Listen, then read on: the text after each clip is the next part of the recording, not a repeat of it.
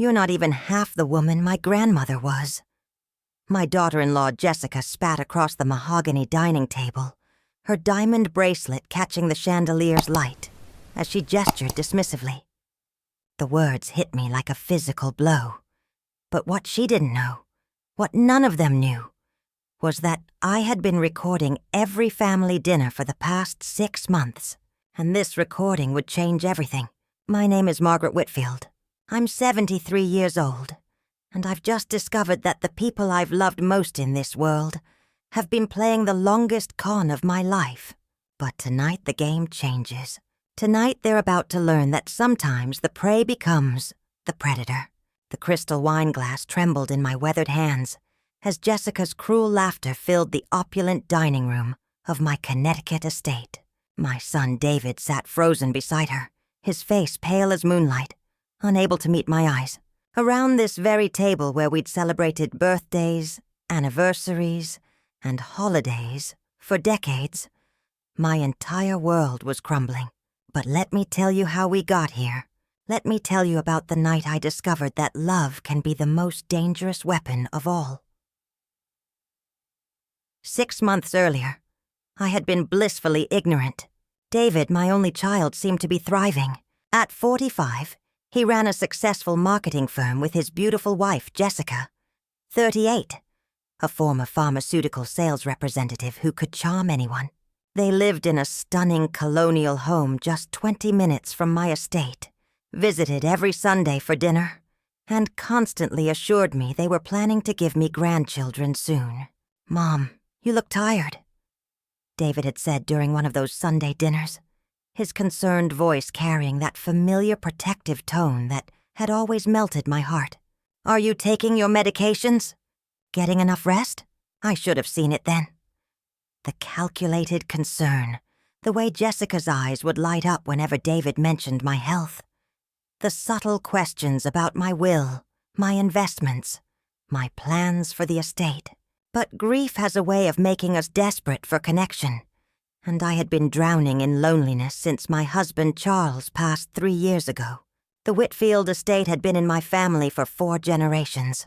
Sitting on 12 acres of pristine Connecticut countryside, the Georgian mansion boasted 15 rooms, a wine cellar worth $500,000, and grounds that had been featured in Architectural Digest twice. Charles and I had built a fortune through his construction empire and my father's pharmaceutical patents. When Charles died, I inherited everything. Approximately $47 million in assets, properties, and investments. David was my heir, my only family, my entire world, or so I thought. The first crack in my perfect reality appeared on a rainy Thursday in October. I had decided to surprise David and Jessica with lunch, something I rarely did without calling first.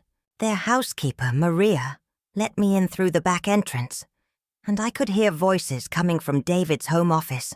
"She's getting more suspicious."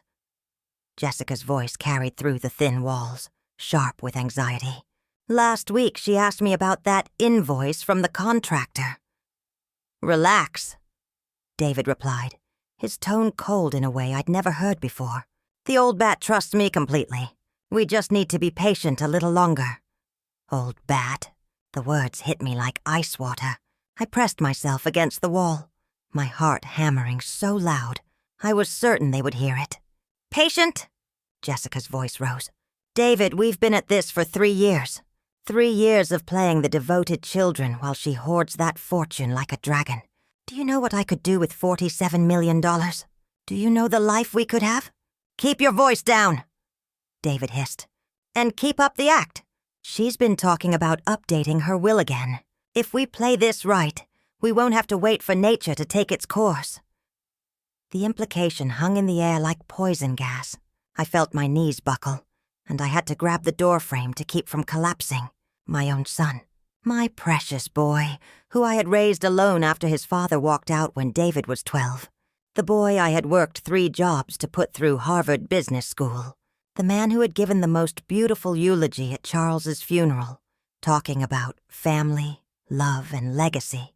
He was planning to kill me. I somehow made it back to my car without being detected, my hands shaking so violently I could barely turn the key. The 30-minute drive home passed in a blur of tears and disbelief. Once in the sanctuary of my bedroom, I collapsed on Charles's side of the bed and sobbed until I had nothing left. But grief, I discovered, can transform into something far more dangerous when mixed with betrayal. That night, I made a decision that would change everything. If David and Jessica wanted to play games, I would show them what a real player looked like. The next morning, I called my attorney, Harrison Mills, who had handled the Whitfield family legal affairs for over 20 years. Harrison was a meticulous man in his 60s, known for his discretion and his ruthless protection of his clients' interests. "Margaret, good morning. How can I help you?" His voice was warm, but I could hear the underlying concern. It wasn't like me to call without scheduling an appointment weeks in advance. "Harrison, I need to discuss some changes to my estate planning. But first, I need to ask you something in the strictest confidence." I paused, gathering my courage. If someone wanted to monitor conversations in their own home without the other party's knowledge, what would be the legal implications? There was a long silence. Harrison had known me for decades, and he understood that I didn't ask frivolous questions. "Margaret, that's a complex area of law.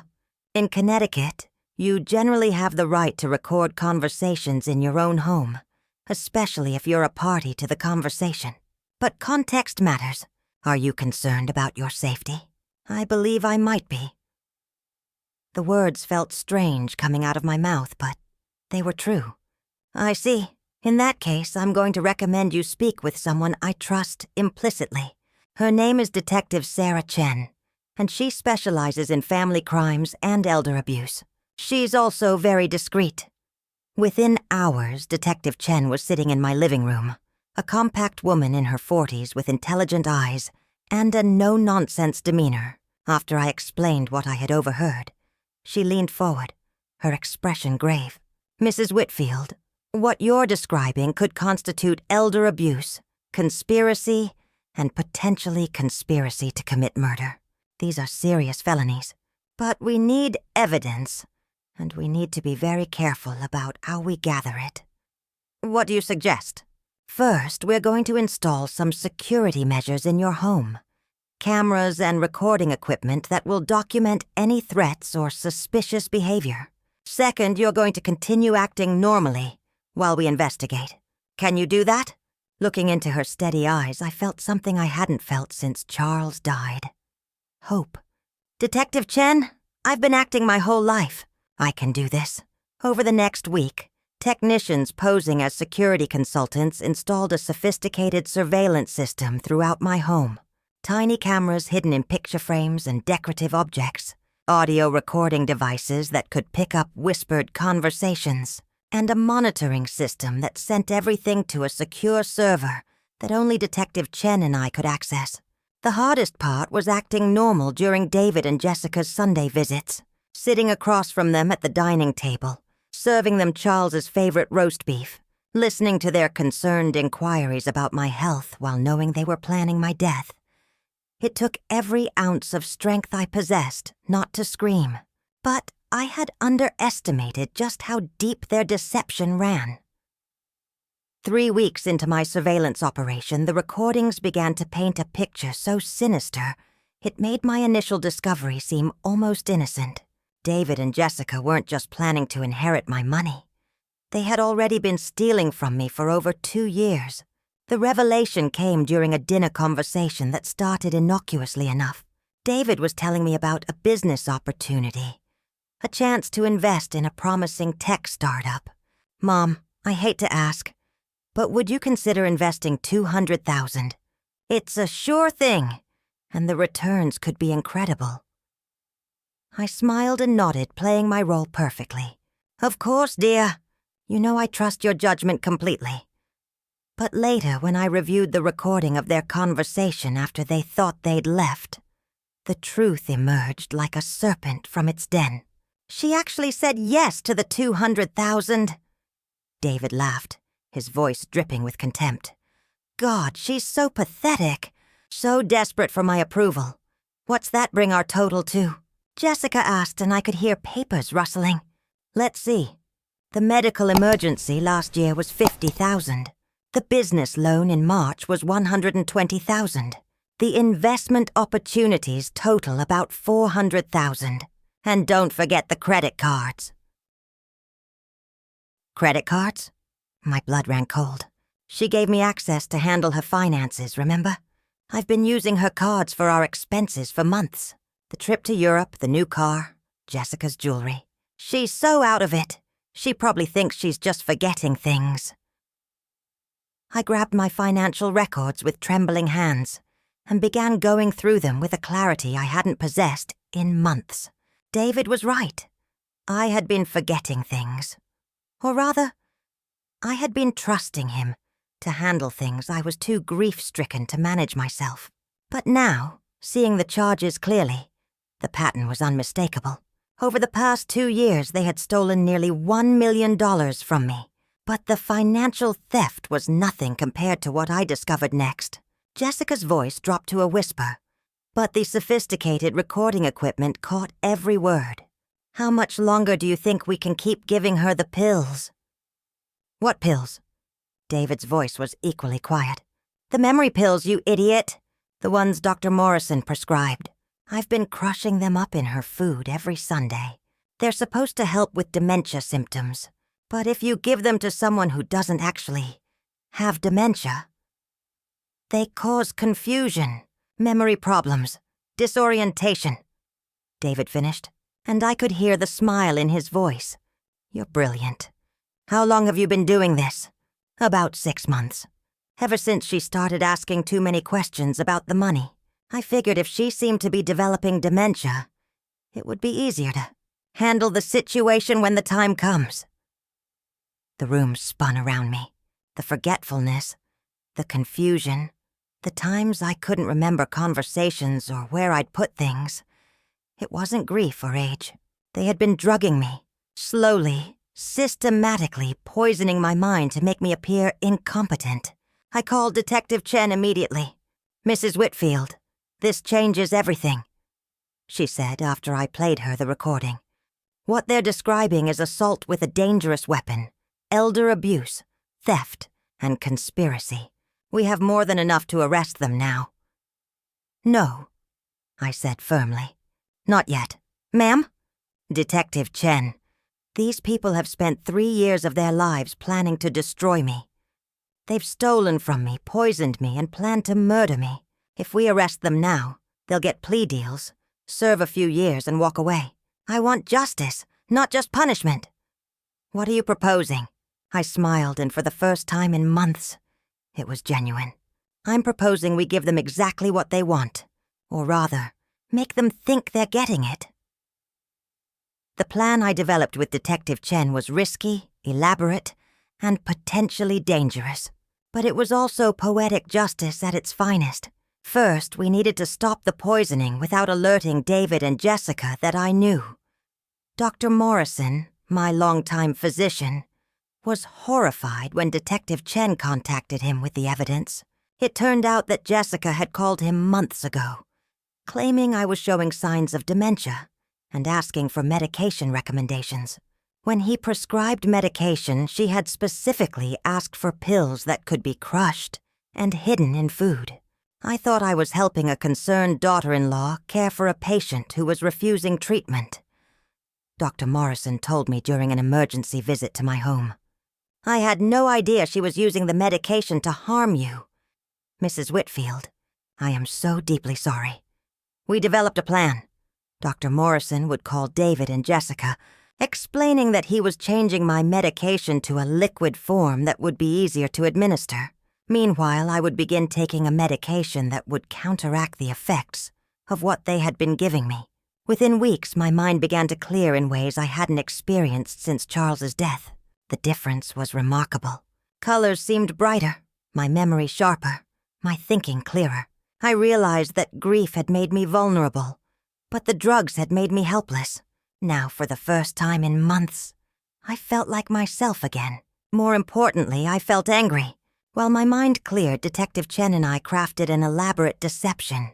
We needed David and Jessica to believe they were succeeding in their plans, while actually walking into a trap.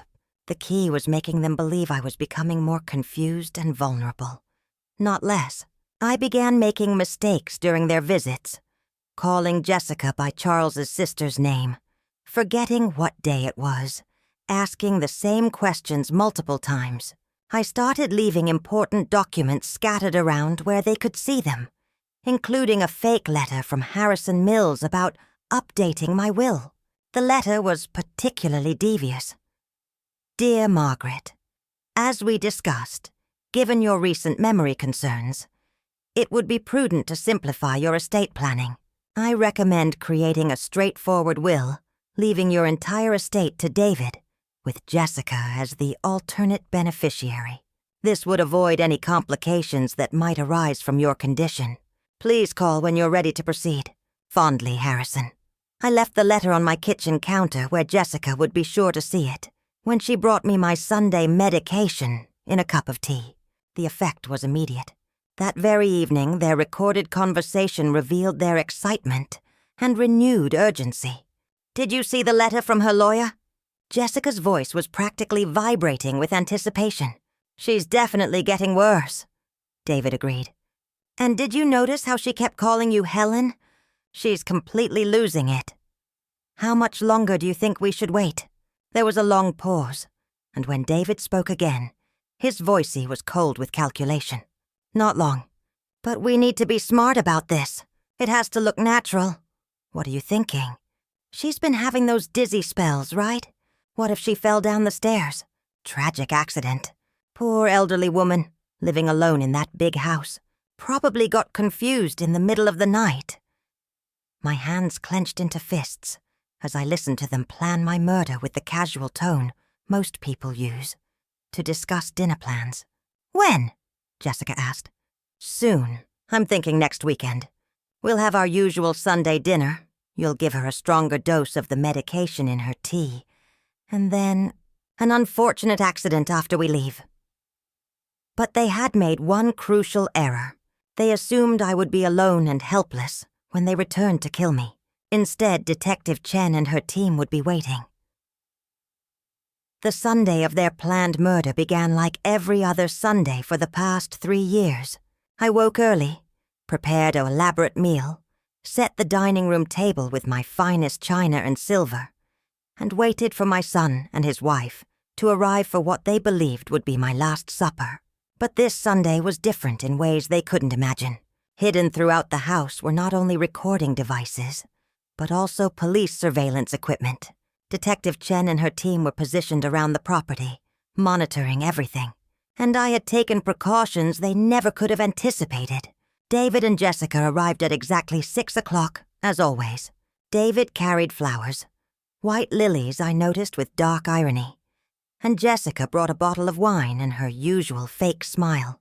"Mom, you look wonderful," David said, kissing my cheek. The lie rolled off his tongue so smoothly, I almost admired his skill. "Thank you, dear. You both look lovely as always." I gestured toward the dining room. "Shall we eat? I've prepared all your favorites."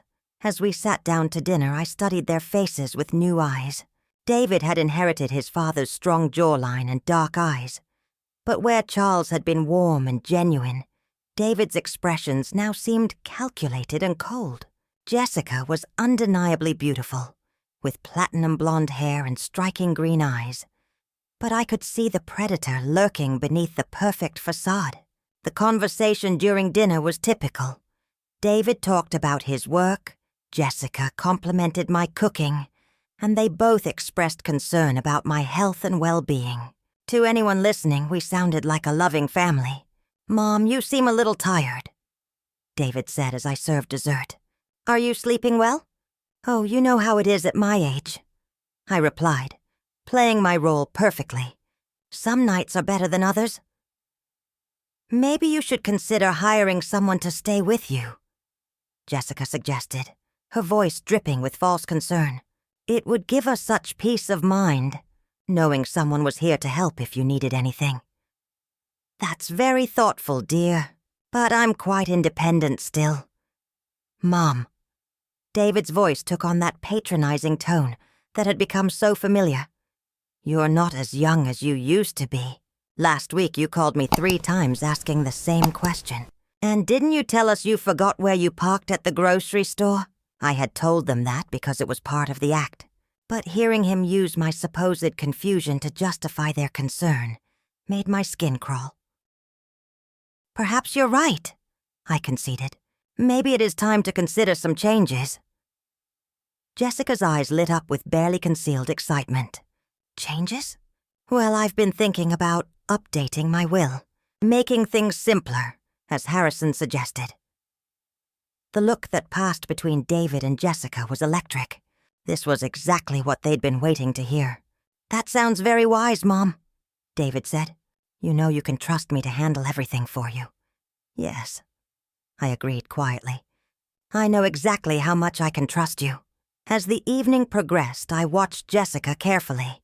True to form, she prepared my tea with extra attention, stirring in what she believed was a powerful sedative. But thanks to Dr. Morrison's intervention, the pills she was crushing were nothing but harmless sugar tablets. I drank the tea gratefully, complimenting Jessica on her thoughtfulness, while inside I felt a cold satisfaction.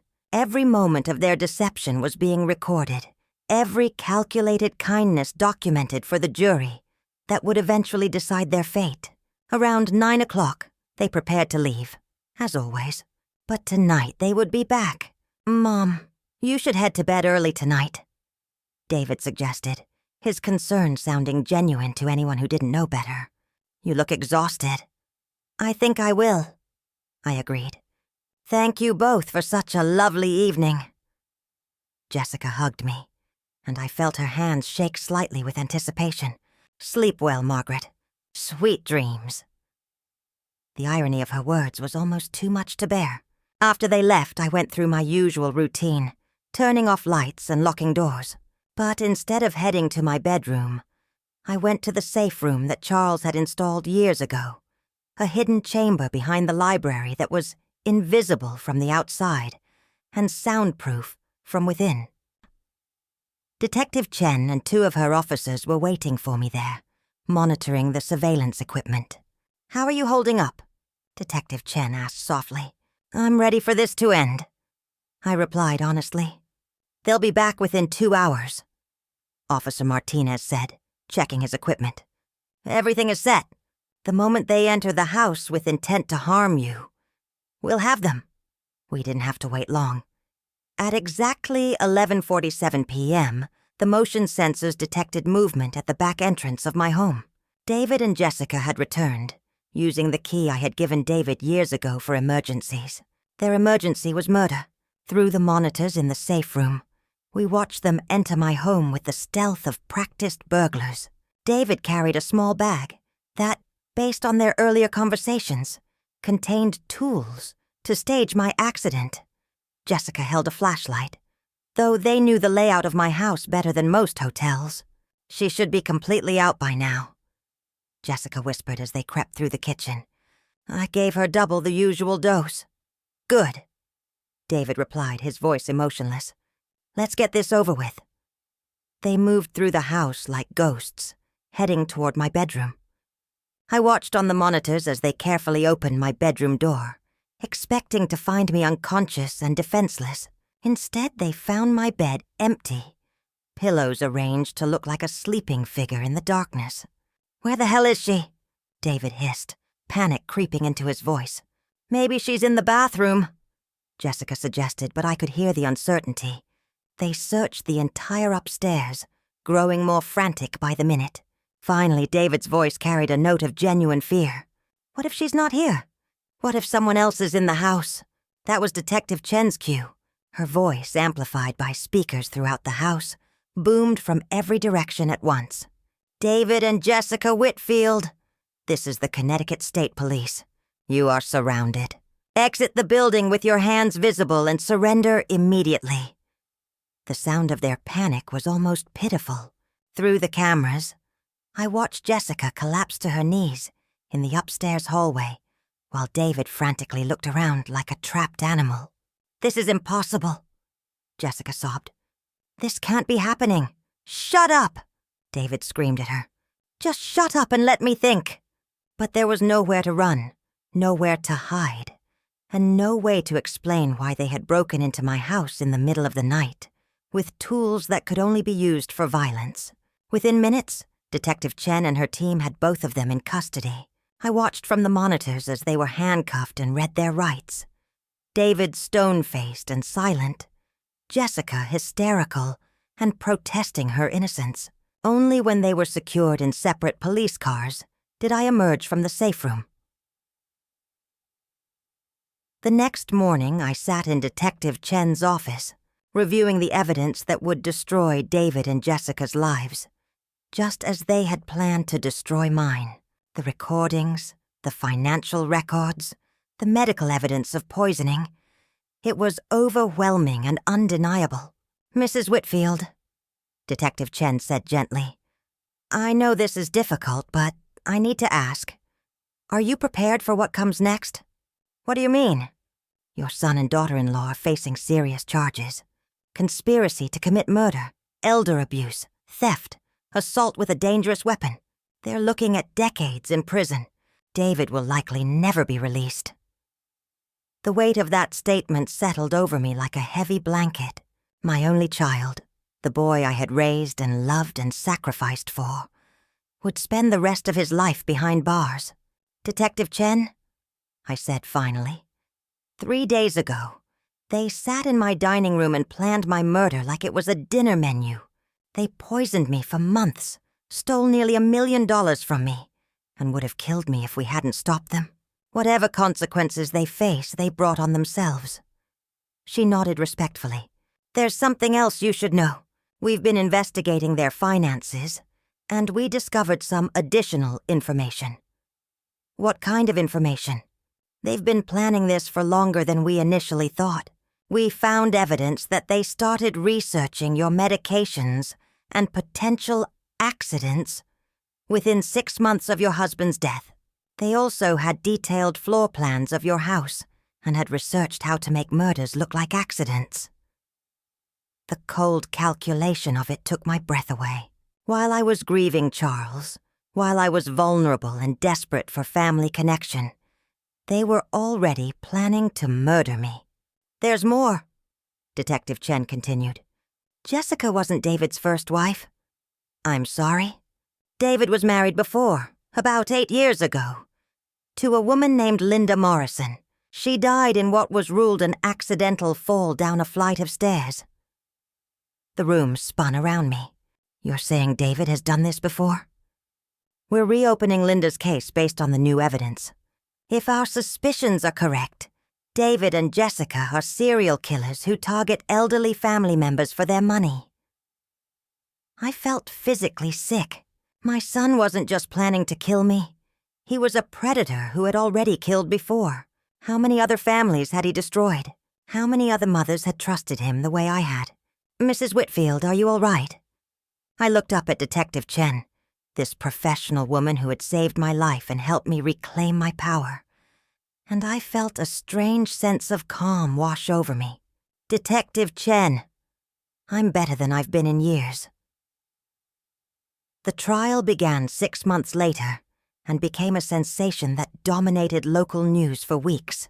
The story had everything: a wealthy widow, family betrayal, murder plots, and a twist ending that nobody saw coming. I testified for 3 days, telling the jury about the years of manipulation, the discovered theft, the systematic poisoning, and the planned murder. The recordings were played in court, and I watched the jury's faces change from sympathy to horror to disgust as they heard David and Jessica's conversations. David's defense attorney tried to paint me as a vindictive mother who had entrapped her innocent son, but the evidence was overwhelming. The financial records showed systematic theft. The medical records proved poisoning. The surveillance footage showed them breaking into my home with intent to commit murder. Jessica tried to claim she was innocent, that David had manipulated her just as he had manipulated me, but her own voice on the recordings, discussing my murder and celebrating my confusion, destroyed any sympathy the jury might have felt. The most damning evidence came when the prosecution revealed the truth about David's first wife, Linda. The reopened investigation had uncovered evidence that Linda's death was indeed murder, and that David and Jessica had been together longer than anyone knew. They had killed Linda together, then waited a respectful period before David met Jessica publicly. When the verdicts came in, I felt no joy, only a deep sense of justice finally being served. David was convicted on all counts: conspiracy to commit murder, elder abuse, theft, assault with a dangerous weapon, and the murder of Linda Morrison.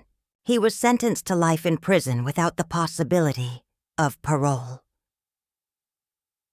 Jessica was convicted of the same charges and received the same sentence. As they were led away in shackles, David finally looked at me directly for the first time during the trial.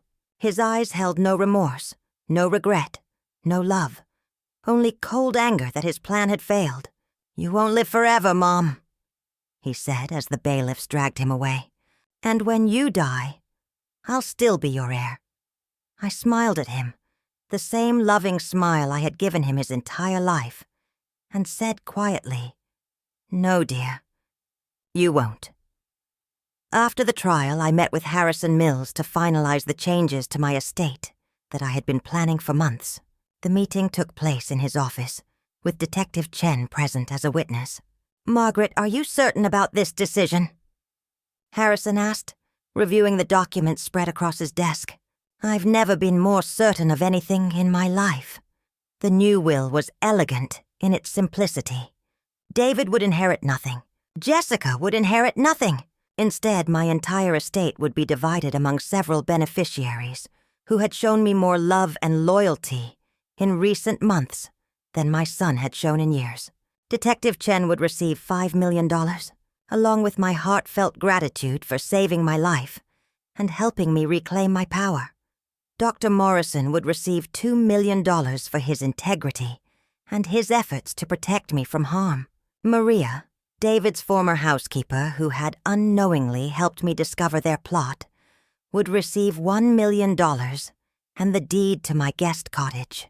The remaining assets would establish the Whitfield Foundation for Elder Protection, a nonprofit organization dedicated to preventing elder abuse and supporting victims of family financial crimes. "There's one more thing," I told Harrison, handing him an additional document. "I want to make sure David knows about these changes." Harrison reviewed the document and raised his eyebrows. "You want me to send him a copy of the new will in prison?" "I want him to understand that actions have consequences. He spent 3 years planning to murder me for my money. Now he can spend the rest of his life knowing that his actions cost him everything he thought he would gain." "Margaret, this is quite vindictive." I looked at him steadily. "Harrison, is it vindictive to ensure that a would-be murderer doesn't profit from his intended crime?" He smiled grimly. "When you put it that way, it sounds like justice." 3 weeks later, David received the copy of my new will in his prison cell. According to Detective Chen, who maintained contacts within the correctional system, his reaction was explosive. He destroyed his cell, attacked a guard, and spent 2 weeks in solitary confinement. Jessica's reaction was reportedly more subdued but equally devastating. She had apparently convinced herself that even if they were convicted, they would eventually inherit my money and could buy their way to comfortable prison lives or successful appeals, learning that they would inherit nothing, that their years of planning and manipulation had gained them less than nothing, broke her completely. But my story doesn't end with their imprisonment. 6 months after the trial, I was sitting on the terrace of my Connecticut estate, enjoying my morning coffee and reading the newspaper, when my phone rang. The caller ID showed a number I didn't recognize, but something prompted me to answer. "Mrs. Whitfield, this is Detective James Patterson with the Seattle Police Department. I'm calling about Michael Jenkins." My heart skipped. Michael Jenkins, the college boyfriend I had invented as part of my psychological warfare against David and Jessica. Except I hadn't invented him. He was real and apparently he was in trouble. Detective Patterson, I'm not sure I understand. What does Michael Jenkins have to do with me? Ma'am, Mr. Jenkins was found deceased in his home 3 days ago. During our investigation of his personal effects, we discovered that he had been trying to locate you for several months. Your name and contact information were found among his papers, along with what appears to be a letter he was writing to you. The world tilted slightly. Detective, I think there's been some mistake. I haven't spoken to Michael Jenkins in over 40 years. That may be true, ma'am, but he had been searching for you. According to the letter, he read about your trial in the news and recognized your name. He wanted to reach out and offer his support. After I hung up, I sat in stunned silence. The fictional Michael I had created to torment David and Jessica, the successful engineer, the widower, the man who had kept my photo for 40 years, had actually existed, and he had died alone, trying to reconnect with someone who had once meant something to him. Detective Patterson emailed me a copy of Michael's unfinished letter, and reading it brought tears to my eyes. Dear Shirley, I read about your trial in the Seattle Times and couldn't believe it was the same Shirley Watson I knew in college. If it is you, I want you to know that I never forgot you, and I'm so sorry for what your family put you through. I always wondered what happened to the sweet, intelligent girl who wanted to write books and travel the world. If this reaches you, and if you're interested, I would love to reconnect. I have so much to tell you about my life, and I'd love to hear about yours. You deserved so much better than what they did to you. Fondly, Michael. The irony was overwhelming. In creating a fictional reconnection with Michael to hurt David and Jessica, I had unknowingly missed a chance for a real reconnection with someone who had actually cared about me. But Michael's letter gave me an idea. On the 1-year anniversary of David and Jessica's conviction, I held a dinner party at my estate. But this wasn't the kind of dinner party I had hosted for decades. Formal, tense affairs designed to maintain family appearances. This was a celebration of survival, justice, and new beginnings. Detective Chen was there, along with her husband and 2 daughters. Dr. Morrison attended with his wife, and we laughed about how different this medical consultation was from our usual meetings. Maria was there with her grandchildren, who ran through my house with the kind of joy that had been missing from these walls for too long. But the most special guest was Linda Morrison's sister, Patricia, whom I had contacted after learning about David's first victim.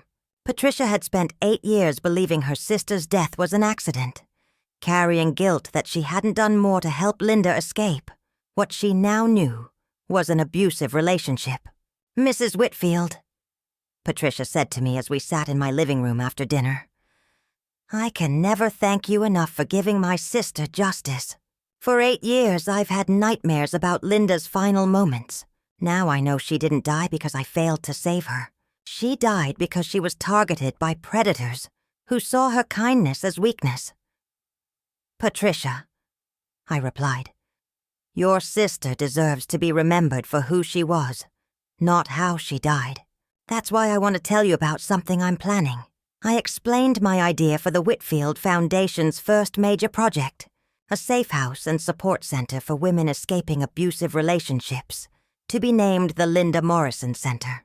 Patricia burst into tears and we held each other as we grieved for Linda and celebrated the fact that her name would now be associated with helping others, rather than just tragedy. As the evening wound down and my guests began to leave, Detective Chen pulled me aside.